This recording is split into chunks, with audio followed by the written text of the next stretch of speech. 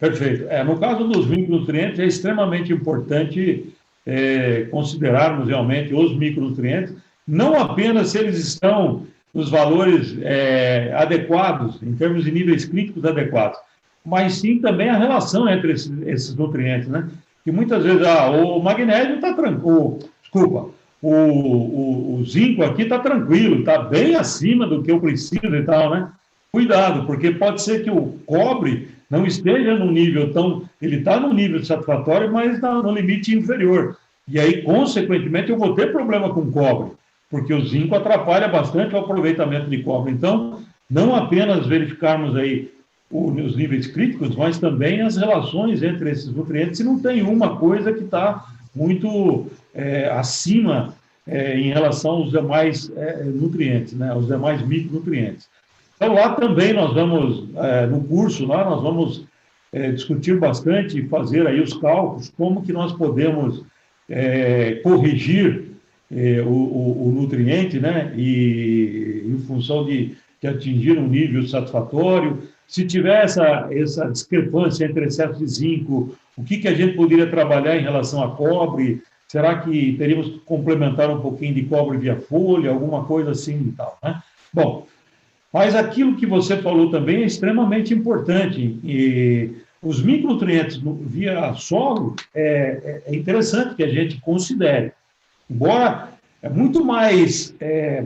o valor é muito mais preciso quando nós trabalhamos com os micronutrientes via folha, né? Aí é muito mais tranquilo para a gente realmente saber como que eles estão disponíveis, como que eles estiveram disponíveis pela planta, né? No solo, o único micronutriente meio maroto aí, que aí normalmente complica e confunde muito a cabeça da gente, é o boro, né? Exatamente pela maneira como se faz a análise desse boro aí, né?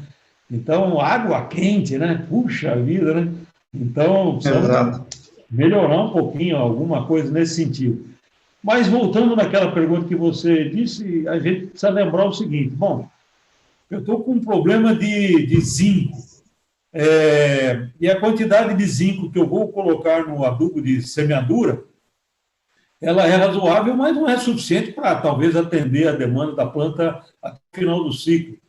Por duas razões. Primeiro, que muitas vezes eu tenho uma quantidade grande de fósforo lá que vai me atrapalhar um pouquinho o pleno aproveitamento do zinco, conforme a fonte de zinco que eu estiver utilizando. E a outra coisa, se eu colocar uma quantidade grande de zinco solúvel lá, ele vai atrapalhar também a germinação, né? Vai atrapalhar também a fase inicial da planta. Muito bem.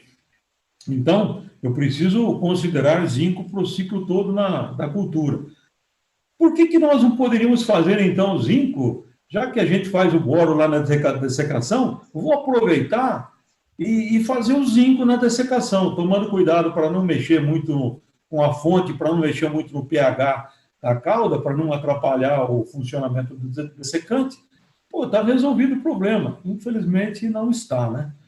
Porque a gente tem que lembrar o seguinte: para trabalhar com a aplicação a lanço, né, ou aplicação na área como um todo,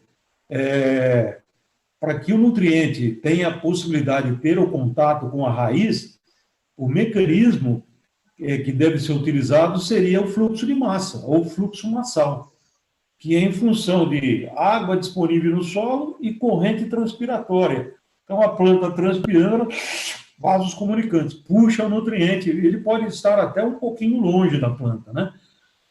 Só que aí vamos lembrar o seguinte: quais são os micronutrientes que seria possível fazer isso? Só dois: é o boro e o molibdênio.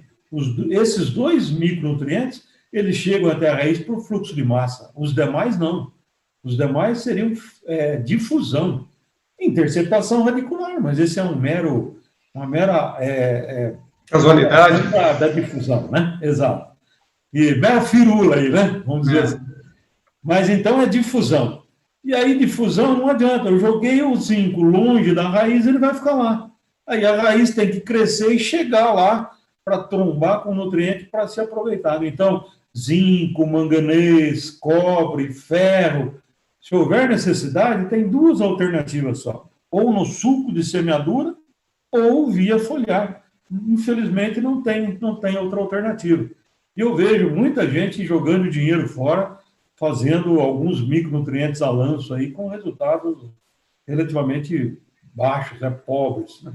Então, lembrar bem desse aspecto.